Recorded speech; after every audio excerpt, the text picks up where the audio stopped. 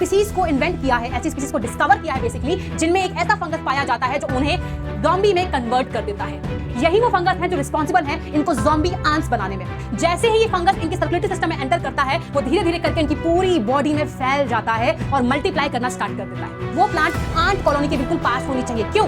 ताकि बाकी चींटियों को भी शिकार बनाया जा सके। क्या आपने ज़ॉम्बी के बारे में सुना है? जी हाँ, I am going to talk about zombies. ये रियल में एग्जिस्ट करते हैं, बस फर्क इतना है कि आज हम बात करने वाले हैं ज़ॉम्बी एंट्स के बारे में। हाँ, वो चींटियां जिनकी बॉडी उनके खुद के कंट्रोल में नहीं होती हैं।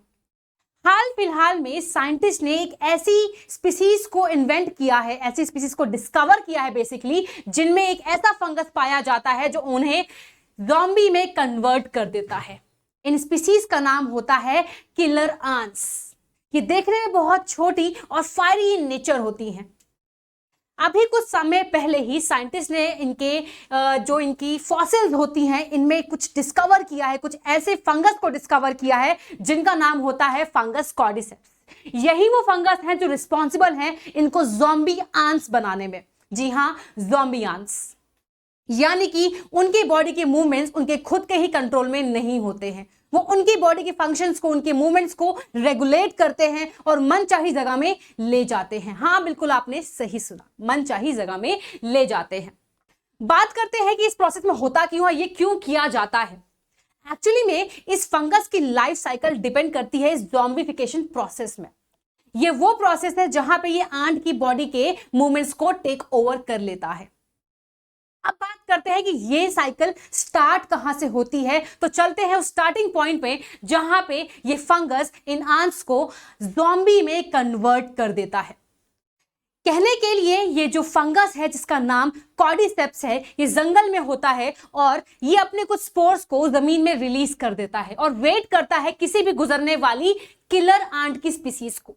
जैसे कोई चींटी यहां से गुजरती है, इसके स्पोर्स इनकी बॉडी में चिपक जाते हैं और चिपकने के बाद वो उनकी स्किन की लेयर को वन बाय वन क्रॉस करते हुए उनकी सर्कुलेटरी सिस्टम में एंटर कर जाते हैं। उनका सर्कुलेटरी सिस्टम यानी कि हीमोसील, ओपन कैविटीज में ब्लड फिल होता है। जैसे ही ये फंगस इनके सर्कुलेटरी सिस्टम में एंटर करता है, वो धीरे धीरे करके इनकी पूरी बॉडी में फैल जाता है और मल्टीप्लाई करना स्टार्ट कर देता है। अपने नंबर्स इंक्रीज करने के बाद ये कुछ हाइफल स्ट्रक्चर्स बनाता है और जो कि दिखते हैं कुछ इस प्रकार से। ये कुछ ऐसे जाल लाइक स्ट्रक्चर होते हैं, हाइफल स्ट्रक्चर्स होते हैं जो अपने बाकी पार्ट्स यानी कि बाकी फंगल सेल्स को कनेक्ट करते हैं। कनेक्ट करने के बाद हैरानी की बात तो यह है कि साइंटिस्ट ने पता लगाया है कि एक्चुअली में ये फंगस आंट के यानी कि चींटियों के ब्रेन को इफेक्ट नहीं करते, बल्कि सिर्फ और सिर्फ इनके मोटर न्यूरॉन्स को टेक ओवर करके इनके मूवमेंट्स को रेगुलेट करते हैं। जी हाँ, यहां आती है सबसे बड़ा ट्विस्ट।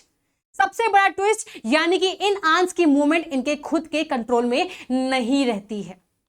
इनकी पूरी बॉडी के मूवमेंट्स को टेक ओवर करने के बाद व्हाट दे डू इज कि आप देख सकते हैं यहां पे कि ये एक आंट की मसल है, ये एक चींटी की मसल है, जहां पे इन हाइफल स्ट्रक्चर्स ने इसके मसल को घेर लिया है और यहां पे कुछ वो केमिकल सिक्रीट करेंगे जिनका नाम होता है स्फिंगोसाइन एंड ग्वानिडिनोब्यूटरिक एसिड। ये वो एसिड है जो रिस्पॉन्सिबल है इनके मोटर न्यूरॉन यानी कि इनके मूवमेंट सिस्टम को टेक ओवर करने के लिए, इनके सिस्टम को रेगुलेट करने के लिए। जैसे ही सारी मूवमेंट से रेगुलेट कर लेते हैं तो इनकी बॉडी में सारे सेल, सारे जितने फंगस हैं वो डेवलप करते हैं, वो मल्टीप्लाई करते हैं और इनकी बॉडी के मैक्सिमम नंबर ऑफ सेल्स को वो टेक ओवर कर लेते हैं। After this what they do is ये इन चींटियों को फोर्स करते हैं एक ऐसी लीफ की तरफ जाने के लिए जो जमीन से लगभग बहुत ऊंचाई पे होता है। और तो और ये लोकेशन आंट कॉलोनी के बिल्कुल पास होती है। क्या आप सोच पा रहे हैं, एक ऐसा प्लांट जिसकी लीफ जमीन से काफी ऊंचाई पे है, वहां पे ये फोर्स करते हैं उस आंट को पहुंचने के लिए, उस चींटी को पहुंचने के लिए, एंड वो प्लांट आंट कॉलोनी के बिल्कुल पास होनी चाहिए। क्यों? ताकि बाकी चींटियों को भी शिकार बनाया जा सके। चलिए जानते हैं इसको और डिटेल में। जैसे ही ये चींटी लीफ में पहुंचती है तो ये इसको मजबूर करता है उस पत्ती को, उस लीफ को काटने के लिए। जैसे ही आंट इस पत्ती को काटना स्टार्ट करती है, जो उसका जबड़ा होता है, जो उसका जॉ होता है, वो ब्लॉक हो जाता है, वो अरेस्ट हो जाता है, जिसको हम बोलते हैं मैंडिबुलर एट्रोफी और डेथ ग्रिप। और यहां हो जाती है उस चींटी की मौत। जी हाँ, वो चींटी मर जाती है लेकिन उसकी body still under the control of this fungus, this zombie fungus. अभी भी वो फंगस उस चींटी की बॉडी को टेक ओवर करके रखता है, यानी अभी भी वो चींटी खुद की बॉडी में कैद है, अभी भी उसकी बॉडी हाईजैक्ड है बाय दिस ज़ॉम्बी फंगस। अब क्या होने वाला है? अब होगा ये कि ये जो फंगस है लगभग चींटी की बॉडी के 75 से लेकर 90% सेल्स को कन्वर्ट कर चुका होता है इनटू फंगल सेल्स। अब आंट की बॉडी, अब उस चींटी की बॉडी एक्चुअली में एक फंगस का एक हब बन चुका है, जहां पे वो फंगस फर्दर ग्रो करेगा, ग्रोथ शो करेगा और एक फ्रूटिंग बॉडी उससे निकलेगी। यू कैन सी दिस, यहां पे एक फ्रूटिंग बॉडी निकलेगी जहां पे स्पोर्स बनेंगे।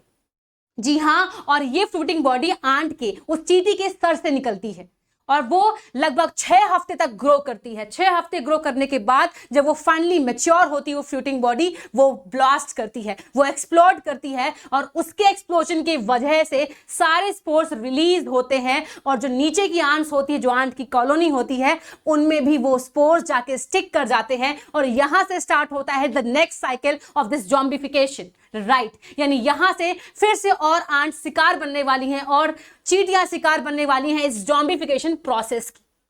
एंड अब आपको एक आएगा डर कि क्या ये प्रोसेस हमारे ह्यूमन बॉडी में एग्जिस्ट कर सकता है? क्या हम भी ज़ॉम्बी बन सकते हैं? क्या हमारे अंदर भी ये फंगस अफेक्ट कर सकता है, हमें भी ज़ॉम्बी में कन्वर्ट कर सकता है? A good news for you, अभी के हिसाब से ये फंगस इतना मॉडिफाई नहीं हो पाया है कि ये वार्म ब्लडेड एनिमल्स को शिकार बना सके, क्योंकि हमारी बॉडी का टेम्परेचर इनके अकॉर्डिंग फिट नहीं बैठता है, इसीलिए हमारी बॉडी इनका भी शिकार नहीं बन पा रही है। लेकिन रिसर्च के मुताबिक अभी कुछ ऐसे पेपर्स निकले हैं जहां पे ग्लोबल वार्मिंग के चलते अभी ये जो फंगस है इन्होंने अपनी बॉडी को अडेप्ट करना टेम्परेचर के हिसाब से स्टार्ट कर दिया है। They have started to adapt according to climatic change, जो मेक श्योर कर सकता है कि आगे आने वाले समय में हो सकता है कि ये फंगस हमें भी अपना शिकार बना ले और हमें भी ज़ॉम्बी में कन्वर्ट कर दे। तो कैसा लगा आपको आज का ये fact? Comment down below and let's see कि किस किस को लगता है कि आने वाले समय में हम ह्यूमंस भी इस ज़ॉम्बी फंगस का शिकार हो सकते हैं।